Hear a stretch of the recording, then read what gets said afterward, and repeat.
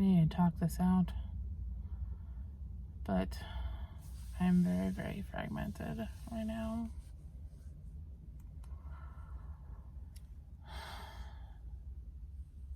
I'm not exactly sure what to do. There's like a form of responsibility, you know?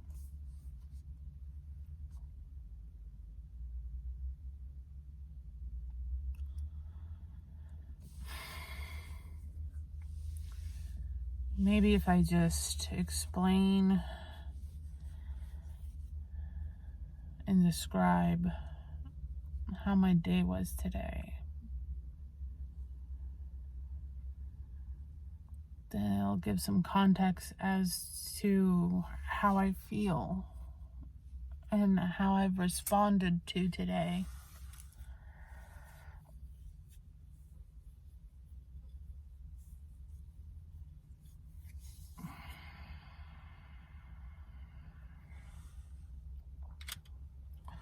I don't know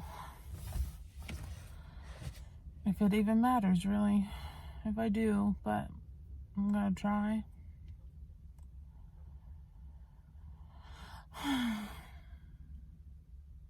So let me step back about yesterday. Yesterday I was supposed to have chemo. It would be my second treatment. I went in there with as much spirits as I can, like good mood wise. I was celebrating a few successes. Is that I went on my own again. I was going out in public with like full-fledged, like, a hospital environment where it's clearly like, oh, that person has cancer kind of situation. And nobody, I can honestly say I haven't heard or experienced anyone that likes to be that person. So being in an environment where you're walking around a lot of people with issues, that's why we go to the hospital, right? And make things better. It kind of really like highlights that. But I was really good spirits. Still got pretty strong.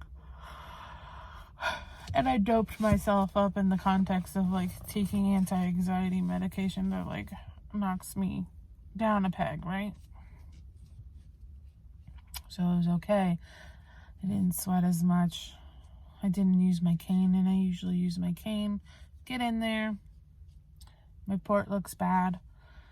They question it. They say they're going to get the doctors. Doctors end up never coming. The other doctors, the ones that put my port in, they never come. And then they just go ahead and start scheduling me for what looks like to be surgery. And I'm like, well, wait. I think I'm very tired. Sorry, that's rude. I'm very tired. So they start scheduling me for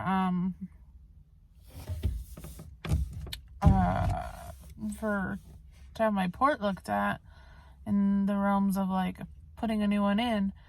I eventually called that side of the hospital and said, hey, what about all these different variables? And they're like, well, you have it on your right side or your left side? And I was like, right side. And we'll probably put it on your left side. And it's like, well, are they gonna look at it?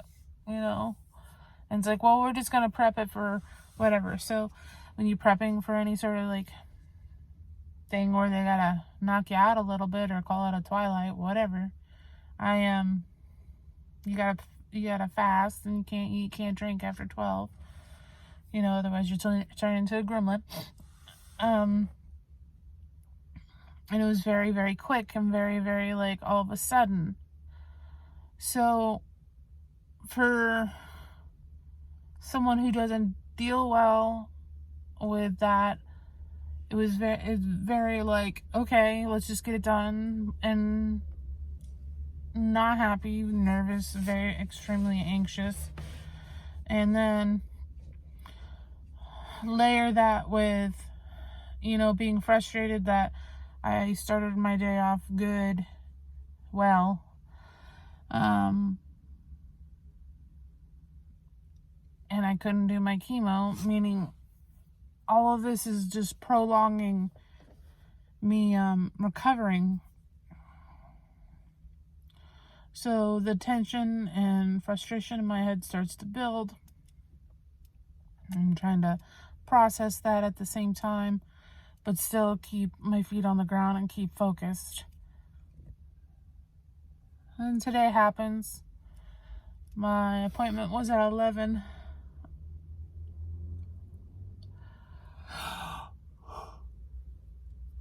I always tend to take my precious time because I don't want to do these things, because 9 times out of 10, anything that involves, the hospital ends up hurting in some sort of fashion, whether it's blood being drawn, them not being able to find veins, surgery, either mental or physical pain. For me, I'm only speaking about myself. Yes, there's some sort of like desensitization. You get desensitized eventually to some degree, but for me, it's not that much.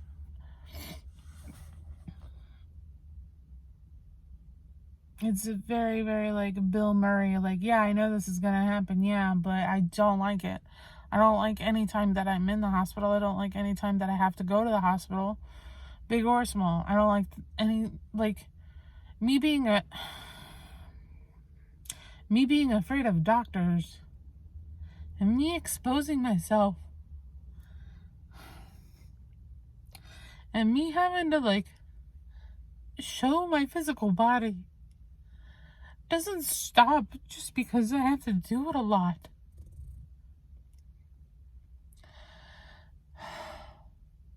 So it's not just I have this stupid thing going on with my body that it's trying to kill itself. It's not just I have poor self-image now because my hair is gone. It's not just, I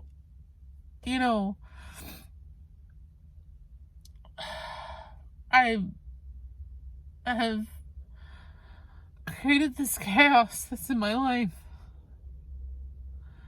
because I didn't take care of myself when I was younger. All of this is happening because bad shit has happened in my life. And no one took care of me then. So I had to figure it out.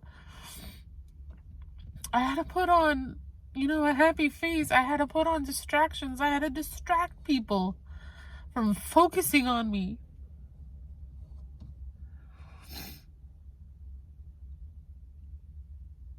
And when you're trying to take care of yourself and trying to get your body right, or you're trying to get your mind right, there's a lot of focus on you. There's a lot of exposure. And I'm not good with it. I'm not good at handling it. I'm not good with coping with it. I'm tired of people telling me that I'm strong. I'm tired of people telling me that, like, I'm going to be fine. I'm tired of people, like, putting, like, a death stamp on me, like I'm already expired and I'm just going bad, and at some point in time I'm just not going to be here. I'm tired of people living that way. I'm tired of people, like, thinking about themselves. I've never done that. And I don't know if it's just because I've seen people die that I care about and realize, like, it's not about me.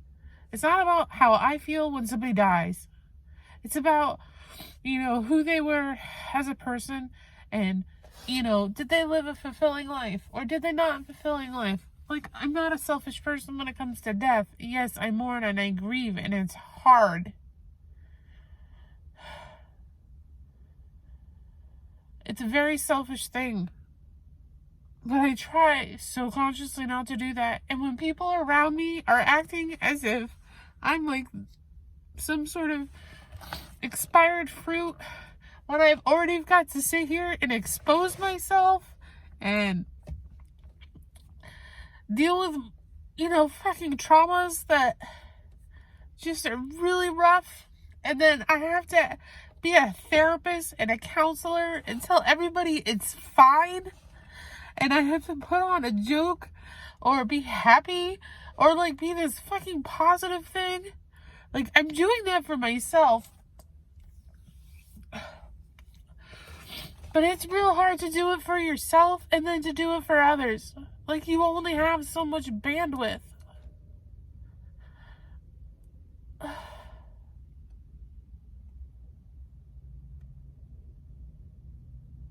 And then when I try to rely on people, and people have been nice, people have helped. That cliche and stereotype of like the people that you thought wouldn't help you, they have. And the people that you thought would be there aren't there at all. Not a goddamn bit. Ain't that funny?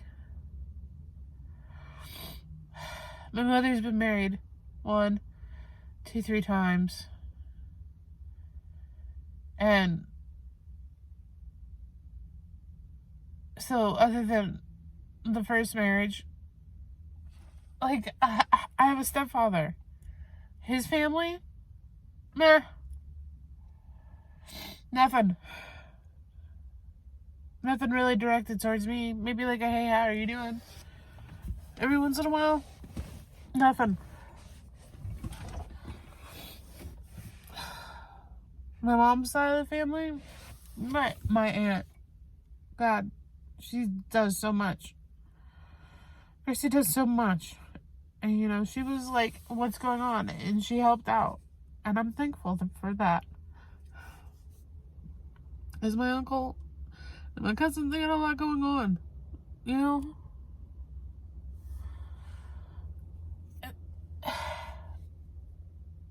on my dad's side, it's just kind of hit or miss. So it's like, I get it. I've always had a fucked up family dynamic. I always have. It just really, like,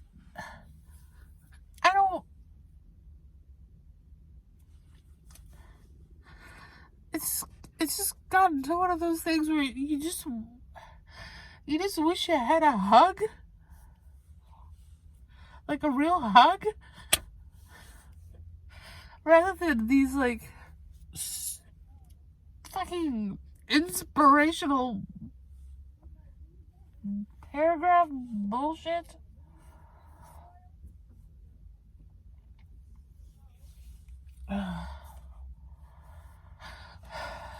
It just, you, like, just don't know what to do after a while.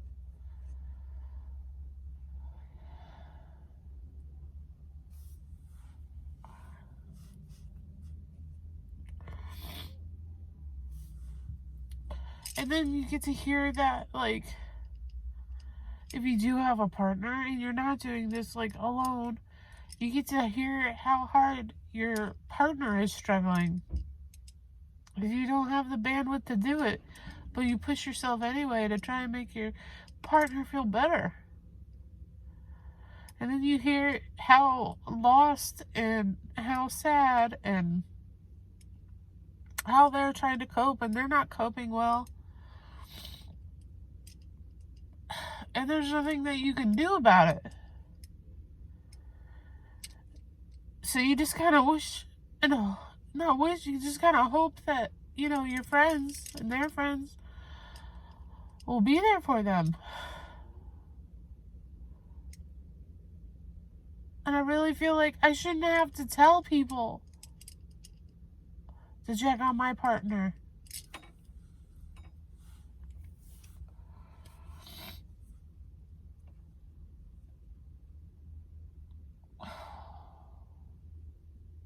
And then it just starts to get real gray. It's like, well, are they? And then are they just not being, like, is my partner not being responsive because they don't know how to cope? I'm not in their head. all I'm left to do is like try to play therapist, because they only look to me for answers. They don't do any outreach to themselves.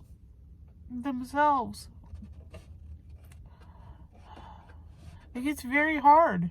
Like, I'm supposed to just be the one that's supposed to fix it. I'm supposed to be the one that, like, makes it better. And then when I try, it feels like it's not absorbed. Because I don't know how to do it. They're lost.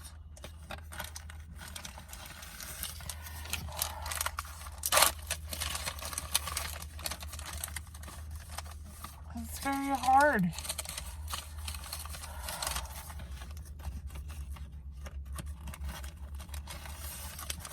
This has a bit of context of the emotional state that I'm in.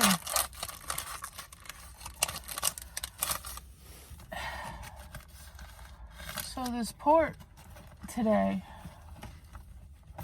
didn't happen. The report that they were going to tell me that I had to do didn't happen. Oh my God, I don't even have a tissue. I'm an idiot.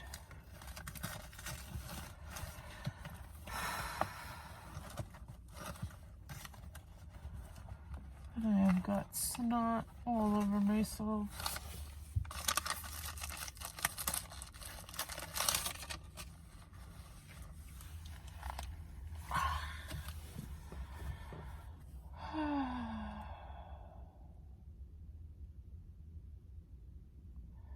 Port didn't happen today. They told me I was going to be having surgery. So I just got in some clothes, rinsed off my head, and I didn't even take my wallet. No glasses. No keys, no nothing. And I don't prefer when Daphne drives, so I drove, but she was in the car. I was in her car. So, you know, quote unquote, she dropped me off. I had, what did I have? I had my phone, I had my ID, and I had my debit card. And she's completely aware of that.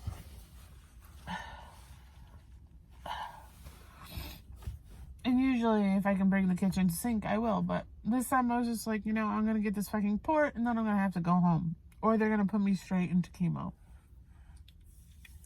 Well, finally get in there. Get on there.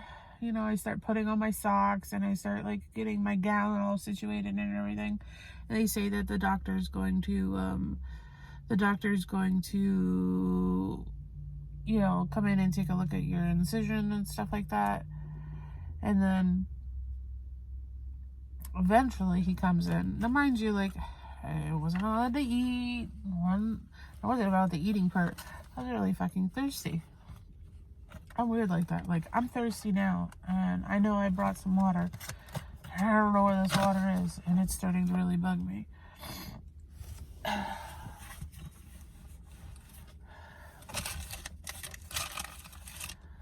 So he comes in and he's like, you don't need to do the port. We don't need to do anything with the port. It's fine.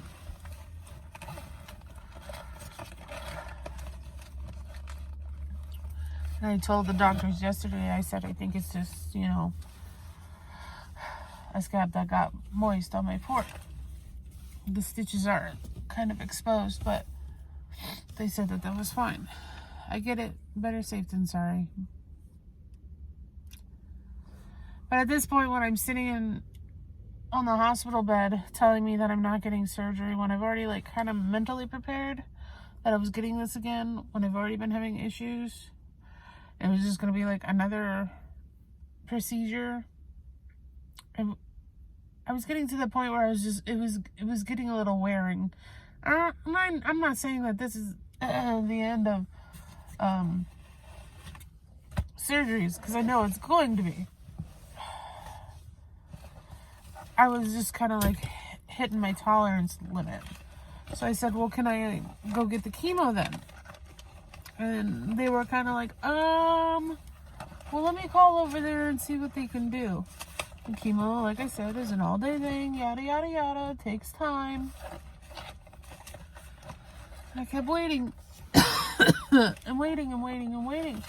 So finally I got up and I said, can I leave? And they're like, oh yeah, you've already been discharged. So why am I sitting here? What information do I get to hear? I get to hear, oh, you've just discharged.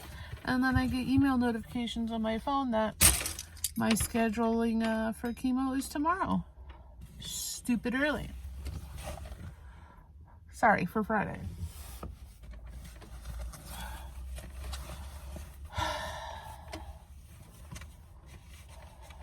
I found my water. Very excited. I'm trying to process this, that my chemo is supposed to be on Tuesday. It's now going to be on Friday. Chemo recovery takes about 2 weeks. My mother's coming into town. And then I'm pushed up about a week that I have to reschedule one.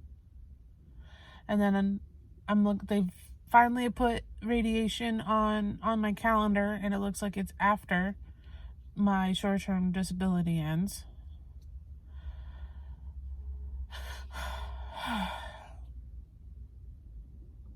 I'm not saying I want everything to go perfect, but I feel like I'm not being communicated to correctly. And that is probably something that will drive me insane and make me blow my lid. And this leads me to what happened today that was not hospital related.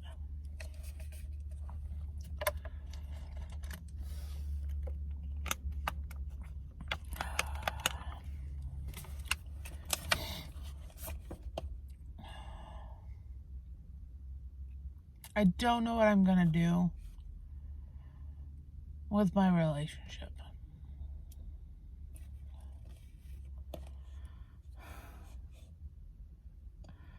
I can't be a therapist, and I can't accept somebody to just be altruistic and just help me.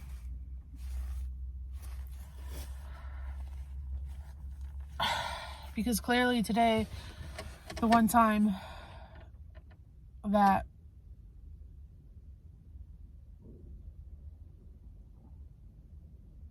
it just didn't work, really didn't work in my head. It set me off. And I make no apologies for that. I've always had a thing where, like, I'll at least have my keys, my wallet, and back in the day, and my hairbrush. Because I knew that I'd be able to drive where I wanted to go. I'd be able to have money to figure something out. At least get something on the dollar menu and have some gas in my truck. And that at least my hair would be brushed. You can ask people. They might know that about me. And today, I got locked out of my own house. And I'm to blame for it. Because I didn't keep her posted. But I told her I was taking an Uber. And we literally had a side-by-side physical in-person conversation about how I had nothing on me. Okay. Mad. Upset. Frustrated. Throwing shit around. I did that. I threw shit around. Broke the gate again. I threw this metal clothes rack thing that hangs on a door.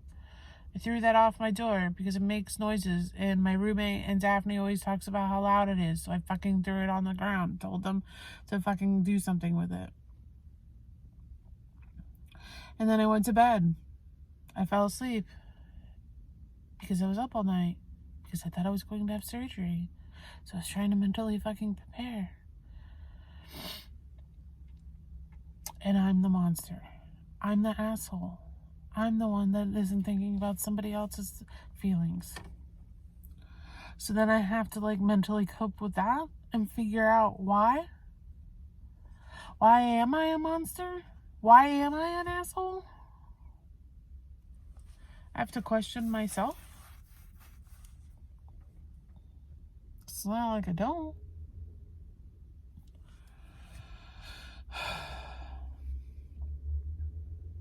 And while I slept, they're all gone because they went out to drink and have fun, which no contempt there. Please have fun.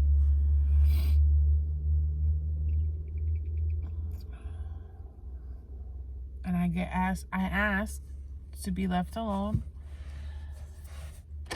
and I don't get left alone. I don't get any privacy. I don't get any like respect. Then it gets worse. I'm a bigger monster. I'm a bigger asshole. I'm more mean.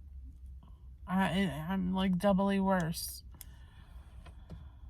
So then I have to go, I'm a monster. I'm even meaner than I should be. It's not their fault. It's just my fault. It's my fault because of the way I make them feel. It's my fault because of what they want to do to themselves and how they want to hurt themselves. It's all my fault. So now I have to try and figure that out as well. It's like, what am I doing that's causing someone the pain, a pain that they don't know how to deal with, that they want to hurt themselves? It's a lot to ingest.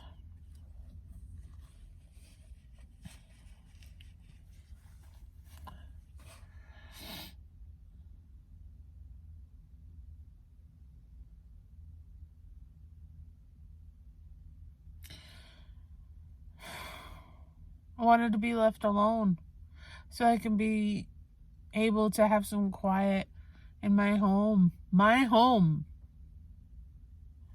To figure out and think and try to come up with solutions or understand why I was doing what I was doing. But I didn't get that opportunity. I fell asleep. But as soon as she knew I was awake, she tried to take my keys away from me while she was drunk. Tried to threaten to hurt herself. Said she doesn't want to be here anymore. I just don't know what to do. I'm not gonna do anything stupid. I'm tired right now. I'm lost. I'm lost because I'm getting convinced that all of this is my fault. Because I'm being told it is. And she tells me she told whomever that I would leave. And as we're having a discussion, via text, because, who knows how to be an adult these days, she does that LOL thing. She doesn't LOL like that.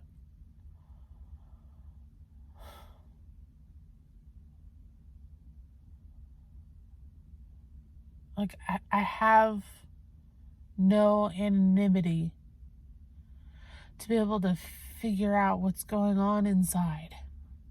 Because I have to focus and I have an obligation and a responsibility to be focusing on somebody else and taking care of somebody else emotionally.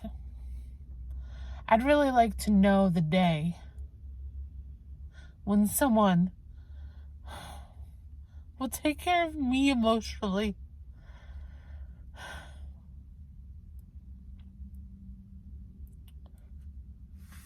Because I've only had myself.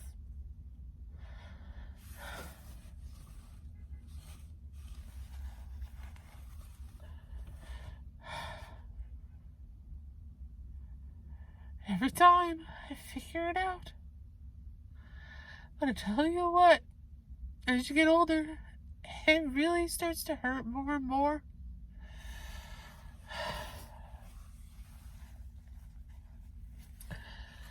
And I think that's just what starts to happen. Is you start becoming colder to the others. You start becoming colder to other people. Because you don't have enough in you to be that kind of a person to somebody else. Because you know if you do it, you're going to leave yourself behind. And that's not healthy. I can't leave myself behind. Otherwise I'll be dead. And not because I off myself. It's because my body is destroying me. And I can't let that happen. And all the stupid idiosyncrasies of life and people and their fucking campaigns to be their individuals and to let them know how you've hurt them. It's just wearing on me because it's always about somebody else. And I don't even want it to be about me. But I'm pretty simple. I'd like a hug sometimes. I'd like to just be in a room and not be stared at. I'd like to just smile, a real smile. I'd like to not be checking out. I'd like to just be living in the moment. I'm really working really fucking hard on that.